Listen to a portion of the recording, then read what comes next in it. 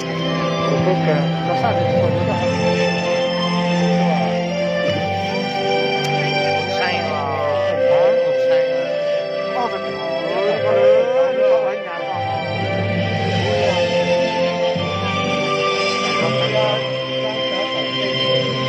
Nó có một vấn đề gì vậy? Không có đúng không? Con này nó cũng đâu rồi. Em hỏi anh có con đường nào là đường em nhớ đâu?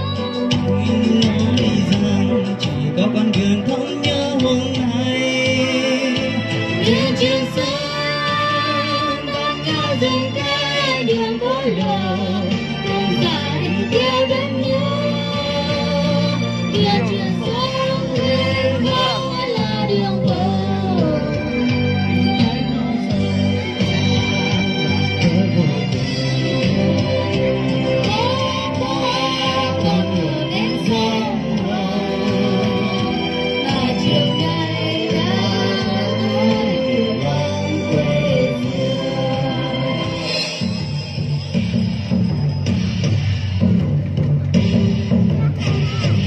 Đường sau diễn hát nhạc nồng nhanh mặt một nhà thống nhất ta sản xuất càng nhanh điều bạn nhiên thanh là chủ nghĩa xã hội theo lời bác phải ta nhớ ra quân riêng bố mùa xuân là tay lao đầu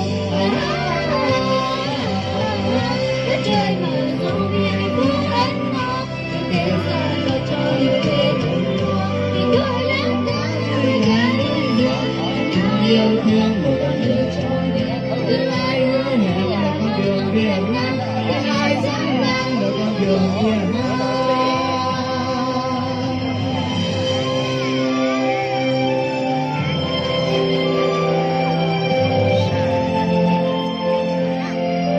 Chỗ tuần đi chia, chỗ plei tuần đi chỗ na.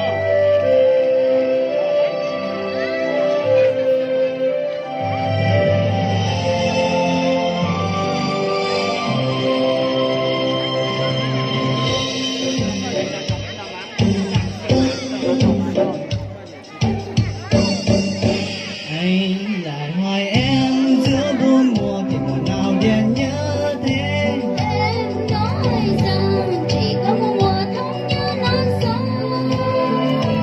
Thì làm sớm Đêm vui Cà Mau trên đường Cái Lời người tàu ta đi tới. đường trường giang quê hương vẫn là đời giàu. Anh Truyền thống hạnh phúc chỉ có nắng của trên rừng. người cùng chung đất nước càng thương nhau nhiều.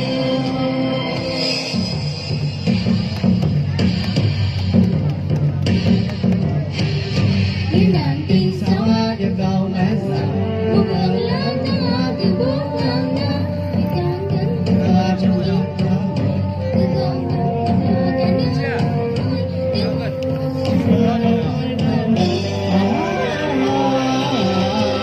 nước trên là dòng vì hạnh phúc anh nó thế dài là cho đời quê đôi lối. vì tôi lắng ca vì đã núi rừng Nam yêu thương một con đường trọn vẹn tương lai hứa hẹn là con đường Việt Nam tương lai sáng lang là con đường Việt Nam. là trời là dòng vì hạnh phúc anh nó thế dài là cho đời quê đôi lối vì tôi lắng ca vì đã núi rừng Nam yêu thương một con đường trọn vẹn tương lai hứa hẹn Là con đường Việt Nam tương lai sáng lang là con đường Việt Nam.